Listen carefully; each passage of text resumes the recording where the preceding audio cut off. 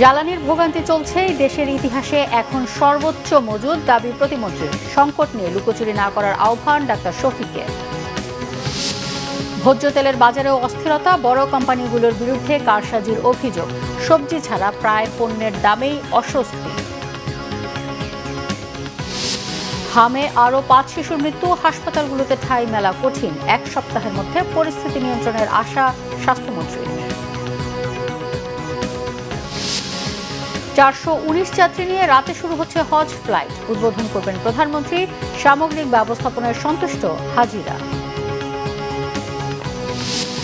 খুব কাছাকাছি সময় ইরানের সাথে শান্তি চুক্তি জানালেন ট্রাম্প। ক্ষণস্থায়ী যুদ্ধবিরতিতে অনাগ্রহী তেহরান, হরমুজ নিয়ে 40 দেশের ভার্চুয়াল বৈঠক। দেখছিলেন ক্রাউন সিমেন্ট সংবাদ শিরোনাম। ছুটির দিনে রাজধানীর ফুয়েল পাম্পগুলোতে লম্বা লাইন, তীব্র গরম আর দীর্ঘ অপেক্ষায় ক্লান্ত গ্রাহকরা সংকট নিরসনের অপেক্ষায়। বন্ধের দিনেও ডিপো খোলা থাকায় পাম্প থেকে খালি হাতে ফিরতে হবে না গ্রাহকদের, প্রত্যাশা পাম্প সংশ্লিষ্টদের। নাবিল জাহাঙ্গীরের রিপোর্ট। তেল সংগ্রহে এমন লম্বা লাইন এখন রাজধানীর পাম্পগুলোতে প্রতিদিনের দৃশ্য। রোদ গরম উপেক্ষা করে এভাবেই তেলের জন্য অপেক্ষা করতে হচ্ছে চালকদের। মধ্যরাত থেকেও অনেকে সিরিয়ালে দাঁড়িয়েছেন। তেল সংগ্রহে কোথাও কোথাও সময় লাগছে 8 থেকে 12 ঘন্টা। রাজি সুপার মার্কেট হয়ে এই যে বাটারমের পিজির পিস দিয়া ঘুরে এই পর্যন্ত আসলাম। 4:30 লাইনে খাড়াইছিলাম। এখন বাজে 12:30 উপরে, ফোনে 1টা বাজে গেছে। পরে হিসাব করলে 13 ঘন্টা, খাওয়া নাই দাওয়া নাই। চালকদের দাবি, এই ভোগান্তি নিরসনে যেন দ্রুত কার্যকর উদ্যোগ নেয় সরকার। কোম্পানিতে বা কোথাও চাকরি করে তার কিন্তু ডিউটি কতক্ষণ? 8 ঘন্টা। সরকারি চাকরির নিয়মও ঠিক তাই, গার্মেন্টসের নিয়মও ঠিক তাই। কিন্তু আমরা 8 ঘন্টা কি করতেছি? এই তেলের পিছনে ব্যয় করতেছি। সকাল 6টা থেকে আবার এই পর্যন্ত আসি, এখন কখন পাই বলতে পারি না। আমরা চাই যে সরকার যদি তেলের দাম বাড়ানোর হয় বাড়াক, কিন্তু আমরা এই ভোগান্তি থেকে মুক্তি চাই। জরুরি সেবায় নিয়োজিত পেশাজীবীদের জন্য বিশেষ ফুয়েল পাস করার দাবিও তুলছেন অনেকে। বিশেষ করে কিছু প্রফেশন যারা আমরা সবসময় প্রায়োরিটি সার্ভিস দিয়ে থাকি, সেটা আমরা ডক্টররা আছি, আইন শৃঙ্খলা রক্ষাকারী বাহিনী আছে, আপনারা যারা সাংবাদিক আছেন, এরকম দেশের যেগুলো এস্টাবলিশড ফ্রন্টলাইনার, সরকারের দিক থেকে একটা নিয়ম নীতিমালার দিক থেকে প্রায়োরিটি দেওয়া উচিত যে এই ফ্রন্টলাইনার যারা দেশের জন্য সবসময় কাজ করে আসছে তাদেরকে অবশ্যই প্রায়োরিটি দিয়ে এই সার্ভিসটা যেন বজায় রাখার নিমিত্তে তেল দেওয়া হয়, তারা যেন নিরবিচ্ছিন্ন সেবাটা দিতে পারে। আমরা যদি এখানে 1 ঘন্টাও এক্সট্রা সময় দিই, সে 1 ঘন্টা কিন্তু আমরা হসপিটাল আমাদের রোগীদের স্বার্থে, দেশের স্বার্থে, জনগণের স্বার্থে আমরা সেবাটা দিতে পারি। শুক্র শনিবার বন্ধের দিনেও ডিপো থেকে পাম্পগুলোতে জ্বালানি সরবরাহ চালু থাকায় দীর্ঘ ভোগান্তি হলেও অন্তত তেল নিয়ে ফিরতে পারবেন গ্রাহকরা, দাবি পাম্প সংশ্লিষ্টদের। নাবিল জাহাঙ্গীর, বাংলা ভিশন, ঢাকা। পর্যাপ্ত সঠিক তথ্যের অভাব এবং সরকারের ব্যবস্থাপনার ঘাটতিতে দেশে দীর্ঘ হচ্ছে জ্বালানি তেলের সংকট। বিশ্লেষকরা বলছেন, সরকারের তথ্যের সাথে বাস্তবের কোনো মিল নেই। জনভোগান্তি কমাতে সরকারের এই পর্যন্ত নেওয়া পদক্ষেপ যথেষ্ট নয় বলেও মনে করছেন তারা। বললেন, জ্বালানি তেল সংকটের পাশাপাশি সরকারকে ভোগাবে বিদ্যুতের অপরিমিত লোডশেডিং। রিপোর্ট রিশান নাসরুল্লাহর।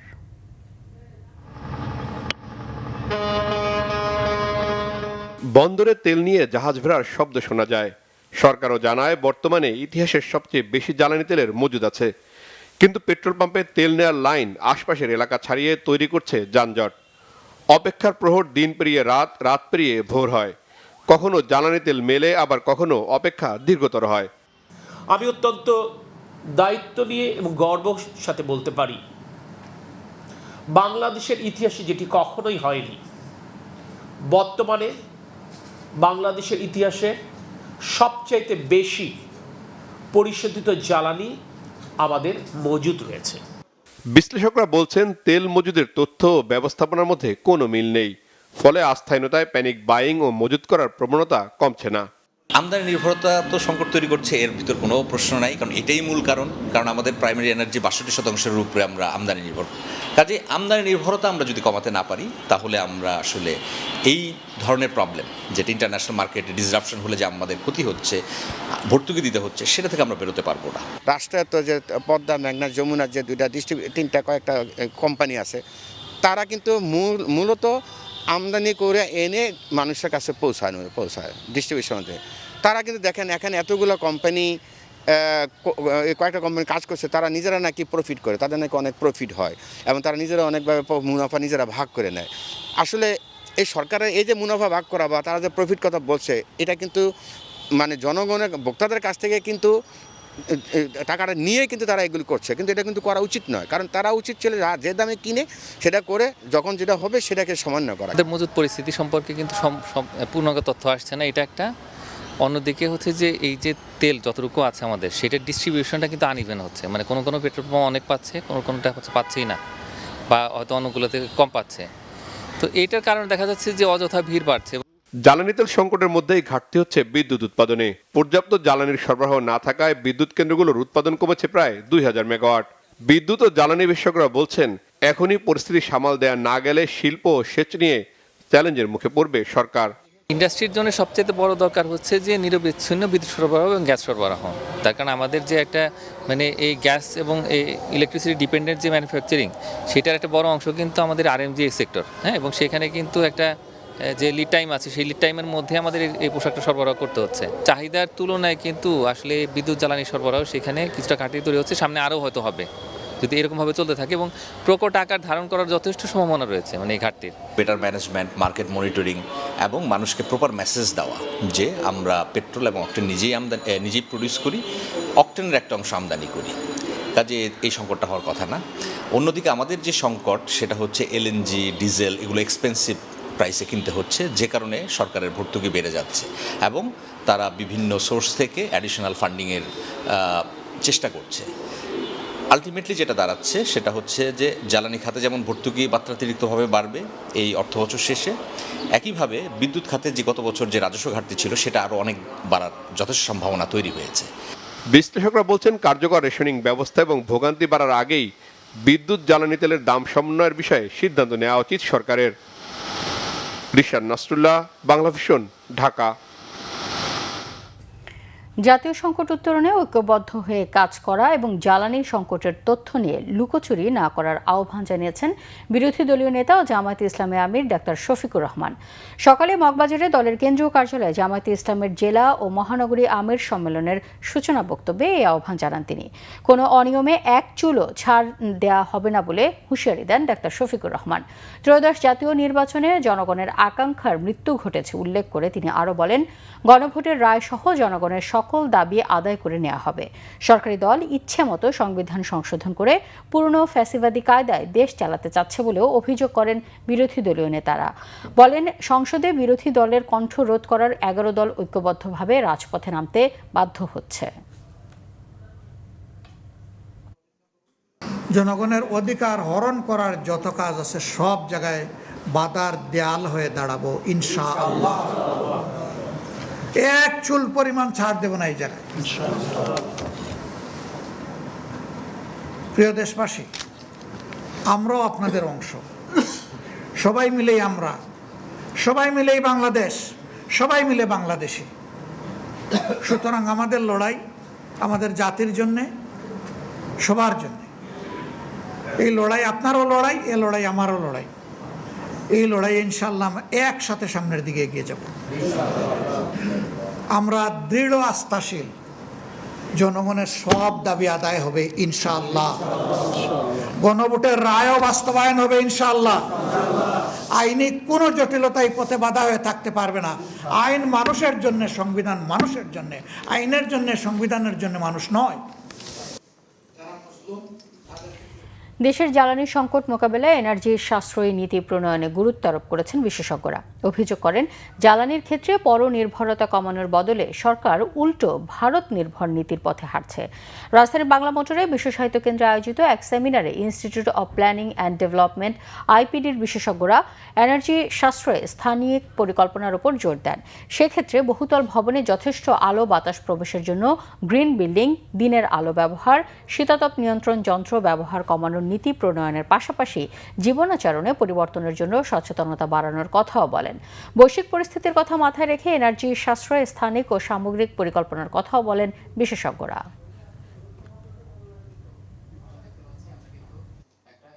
রাস্তাতে আমি আসার সময় দেখলাম পরিবারের ওই হাতিপুল থেকে যেই সিরিয়াল দেখলাম বাইকের, এবং অনেকগুলো 100 মতো বাইক ঘুরছে, সে জায়গা পাচ্ছে না। মানে এটা কত বড় মানে অ্যালার্মিং আমাদের জন্য। আমাদের ওশেন কারেন্ট এবং হচ্ছে থার্মাল এনার্জি এই দুইটার কিন্তু সম্ভাবনা আমরা যাচাই বাছাই করে দেখতে পারি এবং একই সাথে আমাদের উইন্ড এনার্জি এই বিষয়গুলি আমরা আরও বেশি দ্রুততার সাথে এক্সপ্লোর করে দেখতে পারি যে আমাদের এখান থেকে আমরা কতটুকু এনার্জি আমরা পেতে পারি। অর্থনীতিবিদ অধ্যাপক ডক্টর আনু মোহাম্মদ বলেছেন, দেশের প্রতি ন্যূনতম দায়বদ্ধতা থাকলে মার্কিন যুক্তরাষ্ট্রের সাথে কোনো দেশ বিরোধী চুক্তিতে যেত না অন্তর্বর্তী সরকার। মার্কিন বাণিজ্য চুক্তিটি বাতিল না হলে দেশ মহা বিপদে পড়বে বলে সতর্ক করেন তিনি। জাতীয় স্বার্থ বিরোধী মার্কিন বাণিজ্য চুক্তি বাতিলের দাবিতে শুক্রবার শাহবাগ মোড়ে সমাবেশ করে গণতান্ত্রিক অধিকার কমিটি। সমাবেশে অধ্যাপক আনু মোহাম্মদ বলেন, মার্কিন যুক্তরাষ্ট্রের স্বার্থের বিরুদ্ধে যেতে বিএনপি ও জামায়াতে ইসলামী ভয় পাচ্ছে। এই কারণে মুক্তবাজার অর্থনীতির সাথে সাংঘর্ষিক চুক্তিটি নিয়ে এখন কোনো কথা বলছে না দল দুটি। অথচ ইউ ট্যারিফ খোদ যুক্তরাষ্ট্রের আদালতেই বৈধতা পায়নি। জ্বালানি ইস্যুতেও মার্কিন প্রেসিডেন্ট ডোনাল্ড ট্রাম্প পুরো বিশ্বকে আক্রান্ত করেছে বলেও মন্তব্য করেন অধ্যাপক আনু মোহাম্মদ। অন্তর্বর্তী সরকার যদি ন্যূনতম দেশের বা দেশের মানুষের প্রতি কোনো দায়বদ্ধতা থাকতো, কিংবা তাদের যদি কোনো যৌক্তিক বোধ থাকতো, কিংবা তাদের যদি মেরুদণ্ডের কোনো কিছু অবশিষ্ট থাকতো, তাহলে তারা বলতে পারতো যে আমরা এখন করতে পারবো না, আপনারা সামনে নির্বাচিত সরকারের সাথে আপনারা দেন দরকার করেন। তা তারা করেনি, বরঞ্চ তারা অতি উৎসাহ নিয়ে এই চুক্তিটা স্বাক্ষর করেছে। খুচরা বাজারে বেশ কিছুদিন ধরে সোনালী মুরগি, সয়াবিন তেল ও সুগন্ধি চালের দাম বাড়তি। এসব পণ্যের সরবরাহ রয়েছে ঘাটতি। খুচরা বিক্রেতারা জানিয়েছেন, সরবরাহ সংকটের কারণ দেখিয়ে গত 1-2 মাসে ধাপে ধাপে এসব পণ্যের দাম বাড়িয়েছেন সরবরাহ শৃঙ্খলে যুক্ত ব্যবসায়ীরা। এদিকে কাছাকাছি সময়ে অনেকগুলো পণ্যের দাম বাড়ায় খরচ নিয়ে চাপে পড়েছেন সাধারণ মানুষ। মেজবা রহমানের রিপোর্ট। কয়েক সপ্তাহ ধরে বাজারে ভোজ্য তেলের সংকট। এর মধ্যেই বাড়ছে নিত্য প্রয়োজনীয় পণ্যের দাম। সপ্তাহান্তে সোনালী মুরগির দাম কিছুটা কমে কেজিতে 380 থেকে 400 টাকায় নামলেও ব্রয়লার মুরগির দাম 190 থেকে 200 টাকায় স্থির রয়েছে। ব্রয়লার বেচতেছি 175 থেকে 80, হাইব্রিড বেচতেছি 360, সোনালী বেচতেছি 410, 400 এরকম। এদিকে ঈদুল ফিতরের প্রায় 1 মাস পার হলেও গরুর মাংসের দাম এখনও 800 টাকা কেজি। বিক্রেতারা বলছেন, মাংসের দাম আরও বাড়তে পারে। গরুর দাম ঈদের আগে যা ছিল এখনো তাই আছে, 800 টাকা কেজি, 800 টাকা কেজি। এই সপ্তাহে 1200 টাকা কেজি, আর ছাগলের 1100 টাকা কেজি। নদীর মাছের দাম কিছুটা বাড়তি, তবে বিক্রেতারা বলছেন স্থিতিশীল আছে মাছের বাজার। মাছের দাম তেমন একটা বাড়ে নাই। এই যে শিং মাছ বেচলাম, মাগুর মাছ বেচলাম 500 টাকা কেজি, শিং মাছ 400 টাকা কেজি, টাকি মাছ 400 টাকা কেজি, এই শৈল মাছ 800 টাকা কেজি। আগের মতোই আছে, মাছের দাম বাড়ে নাই। ভোজ্য তেলের বাজারে অস্থিরতা কাটছেই না। খুচরো ব্যবসায়ীরা জানান, বড় কোম্পানিগুলো ভোজ্য তেলের সরবরাহ বন্ধ রেখেছে। রূপচন্দা তীর এরা মাছের বর্তমানে আমরা পাইতেছি না, কম পাইতেছি। পুষ্টি, ফ্রেশ, স্টারশিপ এরা মোটামুটি অ্যাভেলেবেল পাওয়া যায়, গাড়িতে 5টা কম, ঠিক আছে। তবে কিছুটা স্বস্তি সবজির বাজারে। কিছু সবজির দাম বাড়তি হলেও স্থিতিশীল বেশিরভাগের দাম। করলা 60 টাকা, মূলা 40 টাকা, 30 টাকা কেজি বিক্রি করা হইতেছে। আর টমেটো ভালো, যেটা কোয়ালিটি ভালো, এটা 50। ক্রেতারা বলছেন, নিত্য প্রয়োজনীয় এসব পণ্যের দাম বাড়লেও বাড়েনি আয়। এতে হিমশিম খেতে হচ্ছে তাদের। এই পণ্যের দামটা যখন বাইরে জায়গা, তখন আমাদের বাল বাচ্চা নিয়ে, আমাদের সমস্ত কিছু নিয়ে চলতে খুব হিমশিম খাই আমরা। দ্রব্যমূল্য নিয়ন্ত্রণ রাখতে নিয়মিত বাজার মনিটরিংয়ের তাগিদ দিলেন ক্রেতারা। মেজবা রহমান, বাংলা ভিশন, ঢাকা। মুক্তিযুদ্ধের মাধ্যমে জাতি হিসেবে স্বীকৃতি পেলেও গত 56 বছরে প্রত্যাশিত অগ্রগতি আসেনি মন্তব্য করেছেন স্থানীয় সরকার, পল্লী উন্নয়ন ও সমবায় মন্ত্রী মির্জা ফখরুল ইসলাম আলমগীর। যুব নেতৃত্ব উন্নয়ন সংগঠন জেসিআই কার্নিভাল 2026 অনুষ্ঠানে এই মন্তব্য করেন তিনি। মির্জা ফখরুল বলেন, দেশের মাথাপিছু আয় ও জিডিপি এখনও কাঙ্ক্ষিত পর্যায়ে পৌঁছায়নি। এখনও প্রায় 42% মানুষ দারিদ্র্য সীমার নিচে বসবাস করছে। অনেকেই শিক্ষার অধিকার বঞ্চিত। তবে নানা খাতে দেশের বিভিন্ন অগ্রগতির দিক তুলে ধরে খাদ্য ঘাটতি থেকে উত্তরণে বাংলাদেশের সক্ষমতায় আশাবাদী তিনি। এ সময় তরুণদের মধ্যে উল্লেখযোগ্য একটি অংশের স্ব-উদ্যোগে ব্যবসা ও কৃষিভিত্তিক খামার প্রতিষ্ঠাকে দেশের জন্য ইতিবাচক পরিবর্তন হিসেবে উল্লেখ করেন মির্জা ফখরুল ইসলাম আলমগীর।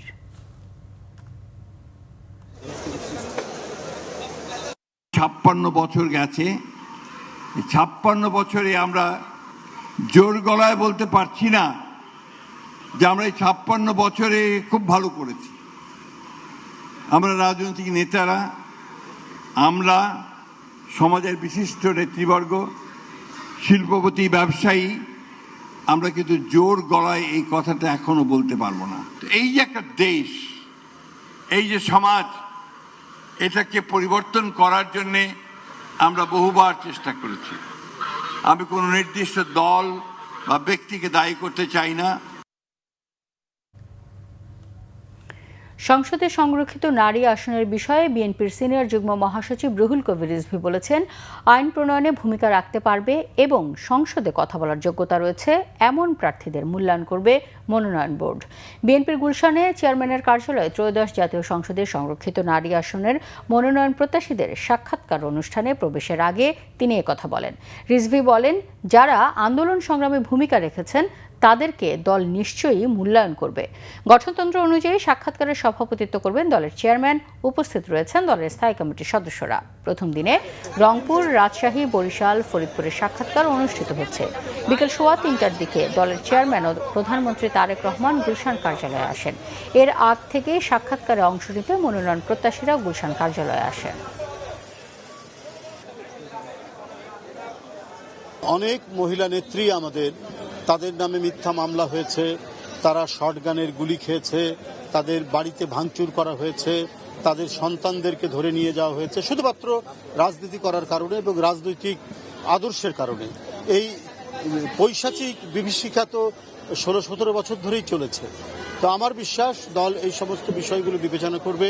পাশাপাশি সংসদে কথা বলা এবং কথা বলার জন্য এবং আইন প্রণয়নের ব্যাপারে যে জ্ঞান থাকা দরকার, যে শিক্ষা থাকা দরকার, এই সব বিষয়গুলো এখানে বিবেচিত হবে বলে আমি মনে করি।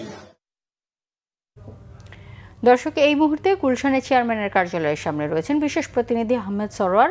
সরাসরি যুক্ত হচ্ছে তার সঙ্গে। সরোয়ার, সংরক্ষিত নারী আসনের মনোনয়ন প্রত্যাশীদের সাক্ষাৎকার কি এখনো চলছে? আমাদের জানাবেন। 3:30 থেকে আসলে আজকে মহিলা আসনের জন্য বিএনপির পক্ষ থেকে যারা মনোনয়ন প্রত্যাশী তাদের ইন্টারভিউ শুরু হয়েছে এবং আজকে রংপুর, রাজশাহী, বগুড়া, ফরিদপুর, খুলনা এই বিভাগগুলোর মনোনয়ন প্রত্যাশী যারা তাদের সাক্ষাৎকার নেওয়া হচ্ছে। চেয়ারম্যান আছেন এবং দলের স্থায়ী কমিটির সদস্যরা এই সাক্ষাৎকার বোর্ডে আছেন। আমরা যেটা জানতে পেরেছি এখন পর্যন্ত রংপুর বিভাগটা শেষ হয়েছে, অর্থাৎ পঞ্চগড় এবং ঠাকুরগাঁ দিয়ে প্রথম শুরু হয়েছে এবং তারপর আস্তে আস্তে এই রংপুর শেষ হয়ে এখন রাজশাহী বিভাগ চলমান আছে। আমরা যেটা বুঝতে পারছি কিছুক্ষণ আগে যারা বেরিয়েছেন তাতে বোঝা যাচ্ছে যে রাজশাহীরও কিছু চাঁপাইনবাবগঞ্জ আসনে যারা মহিলা আসনে যারা প্রার্থী হয়েছেন তাদের সাক্ষাৎকার নেওয়া হয়েছে। এখন অন্য জেলাগুলোতে চলছে। সাক্ষাৎকার নেওয়ার বিষয়টা আমরা বেরিয়ে যারা এসছেন তাদের কাছ থেকে যেটা বুঝতে পারছি, কয়েকটা জেলা মিলে একটি আসন, প্রতিটি আসনের বিপরীতে যে আসন জেলাগুলো পড়ছে সেই জেলার সব প্রার্থীকে ডেকে নেওয়া হয়েছে, বসানো হচ্ছে এবং তার থেকে চেয়ারম্যান তাদের কাছ থেকে এবং স্থায়ী কমিটির সদস্যরা তারা জানতে যাচ্ছেন যে আসলে তাদেরকে কেন নমিনেশন দেওয়া হবে বা তারা কেন নিজেদেরকে যোগ্য মনে করছেন, অথবা তাদেরকে যদি মনোনয়ন দেওয়া হয় মহিলা সংসদ সদস্য হিসেবে তাহলে তারা কি ভূমিকা রাখবেন। এই প্রশ্নগুলোই একই প্যাটার্নের ঘুরিয়ে টুরিয়ে করা হচ্ছে এবং মহিলা নেত্রী যারা বেরিয়ে এসছেন তারা অনেকেই খুব আশাবাদী এবং আমাদেরকে বলছেন যে আসলে অনেকে বলছেন যে তারা চেয়ারম্যান তাদের কথা শুনেছেন, এটাই তারা খুশি। দল যদি তাকে যোগ্য মনে করে তাহলে তাকে নমিনেশন দেবে, আর যদি যাকে যোগ্য মনে করে দেবে তার পিছনে তারা আছে। এত 17 বছরে তো আন্দোলন সংগ্রাম করেছেন তারা, দলের পক্ষে যেহেতু আছেন, এই সময় আর দলের বিরুদ্ধে যাকে নমিনেশন দেবেন। তবে ওনারা চান, যিনি আমাদের সাথে কথা বলছেন তিনি বলেছেন যে আমার চেয়ে যোগ্য কাউকে যেন দেওয়া হয়, আর যদি আমার চেয়ে অযোগ্য দেওয়া হয় তাহলে নিশ্চয়ই আমার কাছে খারাপ লাগবে। তো ওনারা মনে করছেন যদি ওনাদেরকে যাদেরকে নমিনেশন দেবে দলের পক্ষ থেকে তারা তার পক্ষে কাজ করবেন বা তাদেরকে মেনে নেবেন। তবে তারা একটাই জিনিস চেয়েছেন যে মূল্যায়ন করা হোক। আপনি এই ইন্টারভিউতে ঢোকার আগে রিজভী ভাই আমাদেরকে যেটা বলেছেন, আসলে গত 15-16 বছরের সাংগঠনিকভাবে যারা দক্ষ মূল্যায়ন করা হবে তাদের যে ত্যাগ, তিতিক্ষা এবং বিশেষ করে আইন প্রণয়নে যারা ভূমিকা রাখতে পারবেন, এই বিষয়গুলো সংসদে যে আসলে যারা ভূমিকা রাখতে পারবেন সংসদ সদস্য হিসাবে দেশের মানুষের জন্য কাজ করতে পারবেন, সেইগুলোকেই মূল্যায়ন করে নমিনেশন দেওয়া হবে এবং মনোনয়ন দেওয়া হবে। তো ওনারা এই বিষয়গুলো আজকে দেখছেন। কালকে ঢাকা, ময়মনসিংহ, চট্টগ্রাম এই যে বাকি জেলা বিভাগগুলো আছে সেগুলোর সাক্ষাৎকার নেওয়া হবে এবং যথারীতি 3:30 থেকে শুরু হবে। সরোয়ার, আপনাকে ধন্যবাদ। জ্বালানি, আইসিটিতে ও প্রযুক্তিতে বিনিয়োগ করতে চায় যুক্তরাষ্ট্র। এছাড়া প্রযুক্তি খাতে বিনিয়োগ করতে আগ্রহী যুক্তরাজ্য। দীর্ঘদিনের বন্ধু জাপানের জাইকাও সহায়তা দিয়ে পাশে থাকবে বাংলাদেশের।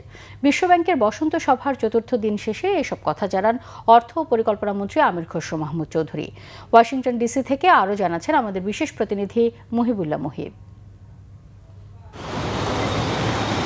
ইন্টারন্যাশনাল মনিটারি ফোরাম IMF এর বসন্তকালীন বৈঠকের চতুর্থ দিনে যুক্তরাষ্ট্রের দক্ষিণ ও মধ্য এশিয়া বিষয়ক সহকারী পররাষ্ট্রমন্ত্রী পল কাপুরের সাথে বৈঠক করেন অর্থমন্ত্রী আমির খসরু মাহমুদ চৌধুরী। ঢাকা ওয়াশিংটনের দ্বিপাক্ষীয় সম্পর্ককে এগিয়ে নেওয়ার পাশাপাশি আঞ্চলিক সহযোগিতার আশ্বাস দেন পল কাপুর। এরপর আমির খসরু মাহমুদ চৌধুরী একে একে বৈঠক করেন জাইকা সহ বেশ কয়েকটি দেশের প্রতিনিধি দলের সঙ্গে। পরে এক ব্রিফিংয়ে অর্থমন্ত্রী আমির খসরু মাহমুদ চৌধুরী জানান, প্রযুক্তিগত সহায়তার পাশাপাশি বাংলাদেশের উন্নয়নে পাশে থাকার আশ্বাস দিয়েছে যুক্তরাষ্ট্র। আমেরিকা বাংলাদেশের সাথে যেখানে সম্ভাবনাগুলো আছে এগুলোকে ম্যাক্সিমাম কিভাবে এক্সপ্লয়েট করা যায়। আমার বিশেষ করে টেকনোলজি, AI এইসব জায়গায় আমেরিকার যে স্ট্রেংথ আছে এটা তারা ইন্টারেস্টেড বাংলাদেশের সাথে কাজ করার জন্য। এইখানে সহযোগিতার জন্য আমাদের ওয়ার্ল্ড ব্যাংক সহ আমেরিকা, গেট ফাউন্ডেশন এগুলো একটা আলোচনা চলছে। টোটাল বাংলাদেশের DPI এবং ডিজিটালাইজেশন পুরো দেশকে একটা ডিজিটাল নেটওয়ার্কের মধ্যে এনে এটা জনগণ এটা থেকে যাতে বেনিফিট হতে পারে, এফিশিয়েন্ট হতে পারে। বাংলাদেশের দীর্ঘদিনের পরীক্ষিত বন্ধু জাইকাও বাংলাদেশের নতুন সরকারের উন্নয়নের অংশীদার হতে চায় বলেও জানান অর্থমন্ত্রী। জাইকার সাথে তো আমাদের আলোচনা চলতে থাকবে। জাইকাও তো বাংলাদেশে বাইল্যাটারালি তো জাপান সবচেয়ে বড় ডোনার ছিল সবসময়, এবং তাদের সাথে আমাদের অনেকগুলো প্রজেক্ট আছে। আগামী দিনে এই তাদের budget support, balance of payment সাপোর্টের মধ্যে তারা হ্যাপি, তারা করবে। IMF এর $470 কোটি ঋণ কর্মসূচির আওতায় ষষ্ঠ কিস্তির $130 কোটি ছাড় এবং কিছু শর্ত নমনীয় করার বিষয়ে আলোচনা হয় IMF এর স্প্রিং মিটিংয়ে। IMF এর বসন্তকালীন বৈঠকে ব্যস্ত সময় পার করেছেন বাংলাদেশের অর্থমন্ত্রী আমির খসরু মাহমুদ চৌধুরী। চতুর্থ দিনের মতো বিভিন্ন আন্তর্জাতিক দাতা সংস্থার সাথে বৈঠক করেছেন তিনি। এই ইরান এবং ইসরায়েল যুদ্ধে যেই ক্ষতি হয়েছে পুরো বিশ্বে, সেই ক্ষতি পুষিয়ে উঠতে এবং কাটিয়ে উঠতে বাংলাদেশকে কিভাবে সহায়তা করতে পারে এসব দাতা সংস্থা, সেই সব বিষয়ে আলোচনা হয়েছে এসব বৈঠকে। Muhibullah Muhib, Bangla vision, Washington DC, যুক্তরাষ্ট্র। হামে মৃত্যু হয়েছে আরও 5 শিশুর। রাজধানীর বিশেষায়িত শিশু চিকিৎসা কেন্দ্রগুলোতে প্রতিদিনই বাড়ছে আক্রান্ত শিশুর সংখ্যা। পরিস্থিতি মোকাবেলায় জরুরি পদক্ষেপ নিয়েছে সরকার। 1 সপ্তাহের মধ্যে হাম পরিস্থিতি নিয়ন্ত্রণে আসবে বলে আশা স্বাস্থ্যমন্ত্রীর। 20 এপ্রিল থেকে একযোগে সকল জেলায় শুরু হবে বিশেষ টিকা কর্মসূচি। জনস্বাস্থ্য বিশেষজ্ঞদের মতে হামের প্রভাবে ভিটামিন A এর ঘাটতি দেখা দিতে পারে, বাড়তে পারে রাতকানা রোগ ফিরে আসার ঝুঁকি। রিপোর্ট আসমা আক্তার রূপুরের। রাজধানীর বাংলাদেশ শিশু হাসপাতাল ও ইনস্টিটিউটে হাম আক্রান্ত শিশুদের ভিড়ে উপচে পড়ছে ওয়ার্ডগুলো। অনেক শিশুই জ্বর, লালচে ফুসকুড়ি, কাশি ও চোখ লাল হয়ে যাওয়ার উপসর্গ নিয়ে ভর্তি হচ্ছে। হঠাৎ করে কালকে 101-2 জ্বর, 101-2 সন্ধ্যা 6টায় সাপোজ দিছি, তারপরে 8টার দিক দিয়ে খিঁচুনি উঠছে। বাচ্চা প্রথমে জ্বর আসছিল, জ্বর দেখে ডাক্তার দেখাতে নিয়ে আসছিলাম, পরে খিঁচুনি উঠছে রাস্তাতে। বাচ্চার প্রথমে ঠান্ডা জ্বর ছিল, তারপরে ঢাকা মেডিকেলে দেখাইছি, ওইখান থেকে ঠিক হয় না। তারপরে হচ্ছে গিয়ে পপুলারে দেখাইছি, তাও কাজ হয় না। এখন এখানে ভর্তি করাইছি। চিকিৎসকরা জানিয়েছেন বেশিরভাগ শিশুই নির্ধারিত সময়ে হাম রুবেলা টিকা পায়নি। সময় মতো চিকিৎসা না পেয়ে নিউমোনিয়া, ডায়রিয়া, এমনকি মৃত্যু ঝুঁকিও থাকে। 5 বছরের কম বয়সীদের ঝুঁকি সবচেয়ে বেশি। প্রাথমিক পর্যায়ে যাদের হতেছে জ্বর আসতেছে, কোনো নিউমোনিয়া নাই, শ্বাসকষ্ট নেই, তাদেরকে আমরা কোনো আউটডোর বেসিসে ট্রিটমেন্ট দিচ্ছি। যাদের দেখা যাচ্ছে কোনো কমপ্লিকেশন ডেভেলপ করতেছে, নিউমোনিয়া টাইপ কোনো রেসপিরেটরি ডিস্ট্রেস হচ্ছে, তাদের ক্ষেত্রে ভর্তি দিচ্ছি। অথবা কোনো বাচ্চা খেতে পারতেছে না, ওর হচ্ছে ডিহাইড্রেশনে চলে যাচ্ছে, তাদের ভর্তি দিচ্ছি। এ পরিস্থিতিতে জনস্বাস্থ্য বিশেষজ্ঞরা বলছেন শুধু টিকাই এখন যথেষ্ট নয়। আক্রান্ত শিশুদের দ্রুত আইসোলেশনে রাখা জরুরি, যাতে সংক্রমণ ছড়িয়ে না পড়ে। যেগুলো জেনারেল হাসপাতাল আছে, যেমন ঢাকা মেডিকেল কলেজ হাসপাতাল, মিটফোর্ড, জেলা পর্যায়ে মেডিকেল কলেজ হাসপাতালগুলো আছে, যেখানে রোগীর সংখ্যাটা বেশি পাওয়া যাচ্ছে, সেখানে অবশ্যই শিশুদের জন্য পৃথক আইসোলেশন ওয়ার্ড করে, যন্ত্রপাতি একই, জিনিসটা হচ্ছে আইসোলেট করতে হবে। আলাদা করতে গেলে এখন তারা চাচ্ছে না যে শিশু ওয়ার্ডে অন্য রোগীও আছে, সেখানে যদি একটা হামের রোগী ঢুকে বাকিরা হামে আক্রান্ত হবে। আইসিইউ শিশুদের আছে, কিন্তু তারা হামের রোগী যদি একটা আইসিইউতে ঢুকে তাহলে অন্যরা আক্রান্ত হয়ে যাবে, তাহলে সেটা আলাদা করে ফেলতে হবে। তাহলে হবে কি যে প্রত্যেকটা মেডিকেল কলেজ হাসপাতালে শিশু বিভাগ আছে, চিকিৎসার অভিজ্ঞ ডাক্তার নার্স সবই আছে। এটা সিদ্ধান্ত নিতে হবে এই কারণে, তাহলে এই যে সংক্রামক ব্যাধি হাসপাতাল বা শিশু হাসপাতালে প্রচণ্ড ভিড়, এভাবে আপনি যতই ডাক্তার আনেন না কেন বা যতই আপনি স্যালাইন বা আনেন না কেন, মেঝেতে রেখে সম্ভব না। এদিকে পরিস্থিতি নিয়ন্ত্রণে মাঠ পর্যায়ে টিকা কার্যক্রম জোরদারের কথা জানিয়েছেন স্বাস্থ্যমন্ত্রী সরদার মোহাম্মদ সাখাওয়াত হোসেন। আগামী 20 তারিখ থেকে একযোগে সারা বাংলাদেশ ব্যাপী ব্যাপকভাবে আমরা টিকা কার্যক্রম নিজেছে আমরা শুরু করতে যাচ্ছি। সাভার, গাজীপুর এই এলাকাগুলিতে হামের একটু বৃদ্ধি দেখা যাচ্ছে, তবে যেই গতিতে হাম বাড়তেছিল ও গতিটা কিন্তু একটু বন্ধ হয়েছে। এখন কোনো দিন স্ট্যাটিক একেবারে একই পরিস্থিতিতে, কোনো দিন কমতেছে। আমরা আশা করি 20 তারিখের পরে যখন আমরা ম্যাসিভলি টিকাটা সকল জায়গায় দেওয়া শুরু করবো, তখন বাইরের ডিস্ট্রিক্ট থেকে যে রোগীগুলি ঢাকায় আসছে এটা কমে যাবে। শুক্রবার সচিবালয়ে মন্ত্রণালয়ের সম্মেলন কক্ষে সাংবাদিকদের জরুরি ব্রিফিংয়ে সরকারের প্রস্তুতির বর্ণনা দেন তিনি। আসমা আক্তার নূপুর, বাংলা ভিশন, ঢাকা। 419 যাত্রী নিয়ে রাতে শুরু হচ্ছে এই বছরের হজ ফ্লাইট। রাত 12:30টার দিকে হযরত শাহজালাল আন্তর্জাতিক বিমানবন্দরে তা উদ্বোধন করবেন প্রধানমন্ত্রী তারেক রহমান। হজের সামরিক ব্যবস্থাপনায় সন্তোষ প্রকাশ করেছেন হাজিরা। এদিকে ধর্মমন্ত্রী কাজী শাহ মোফাজ্জল হোসেন কায়কোবাদ জানিয়েছেন, হজের খরচ কিভাবে আরও কমানো যায় সে বিষয়ে চিন্তা করছে সরকার। শুভ মাহফুজের রিপোর্ট। বছর ঘুরে এরই মধ্যে মুসল্লিদের পদচারণায় মুখর রাজধানীর আশকোনার হজ ক্যাম্প। দীর্ঘদিনের লালিত স্বপ্ন পূরণে মহান আল্লাহর কাছে শুকরিয়া হজ যাত্রীদের। প্রথম দিনে হজে যাওয়াটার যে একটা এত সুন্দর আনন্দঘন পরিবেশ, আনন্দমুখর, এই বিষয়টা একদম আমাদের অভিভূত করেছে আর কি। আমি হজে যেতে পারে আমি নিজেকে খুব ধন্য মনে করতেছি। আল্লাহ শুধু আমাকে নয়, সারা দেশের জন্য এই আনন্দ বয়ে আনুক। আল্লাহর কাছে আমার চাওয়া পাওয়া যে আমি হজ করব, ফরজ হজ করব। তো আজকের এই দিনে সেই স্বপ্ন আমার পূরণ হতে যাচ্ছে। ছোট থেকে আশা ছিল মক্কা শরীফ হযরত মুহাম্মদ সাল্লামের রওজা জিয়ারত করব, আল্লাহ আশা পূরণ করছি। জীবনের অন্যতম এই স্বপ্ন পূরণের ধারপ্রান্তে এসে এবারের হজ ক্যাম্পের পরিবেশ ও হজ ব্যবস্থাপনায় সন্তুষ্ট হজ যাত্রীরা। এখানকার ব্যবস্থাপনা এখন পর্যন্ত আমি যেটুকু দেখেছি সন্তোষজনক। আমার সাথে যারা আছেন সবাই মোটামুটি প্লিজ।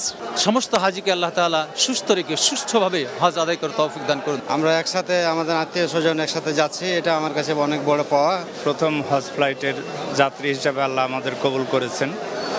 আমরা হজ ক্যাম্পে হজ ব্যবস্থাপনা যথেষ্ট ভালো আমাদের কাছে মনে হয়েছে। ক্যাম্পে হজ যাত্রীদের সার্বিক খোঁজ খবর নেন ধর্মমন্ত্রী কাজী শাহ মোফাজ্জল হোসেন কায়কোবাদ। নিজেকে হাজিদের খাদেম দাবি করে সর্বোচ্চ সহযোগিতার আশ্বাস তার। আমরা যদি সুযোগ সুবিধা দেখতে ব্যর্থ হই, আমাদের উচিত আমাদের দায়িত্ব ছেড়ে দেওয়া। উনি আমাদের চেয়ে অধিক পরিমাণ চিন্তা করেন কিভাবে হাজিদেরকে আরও কম মূল্যে সুযোগ সুবিধা দিয়ে যে অসুবিধাগুলি আপনারা বলতেছেন সেই অসুবিধাগুলি যেন না হয় ভবিষ্যতে আমরা দেখব। এবছর বাংলাদেশ থেকে হজের সুযোগ পেয়েছেন ৭৮,৫০০ জন।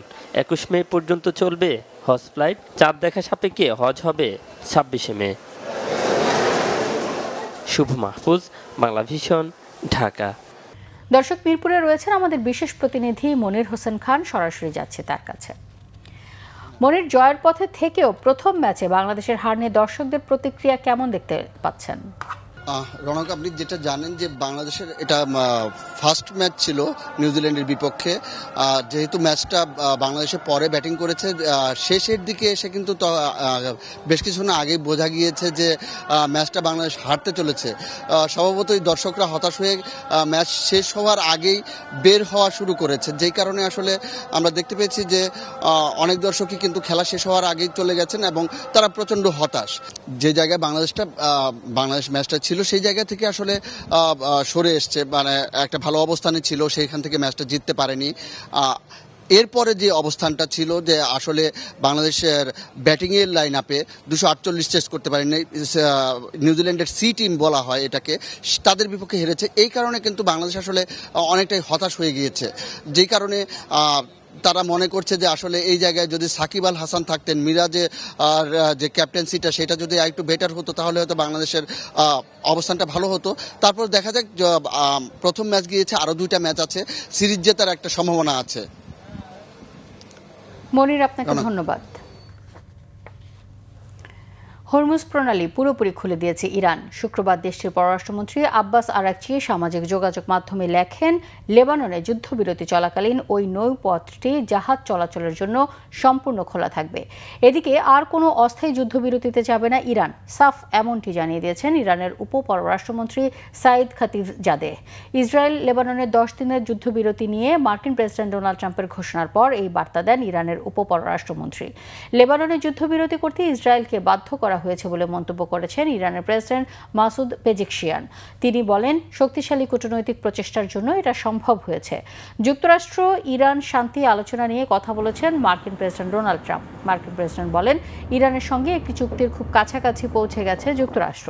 ওয়াশিংটন তেহরানের দ্বিতীয় দফা বৈঠকের কোনো তারিখ এখনও নির্ধারণ করা হয়নি বলে জানিয়েছেন পাকিস্তানের পররাষ্ট্র মন্ত্রণালয়ের মুখপাত্র তাহির আন্দ্রাবি।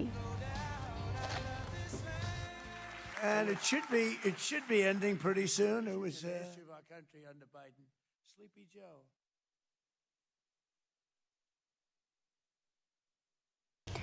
সংবাদ শেষ করছি।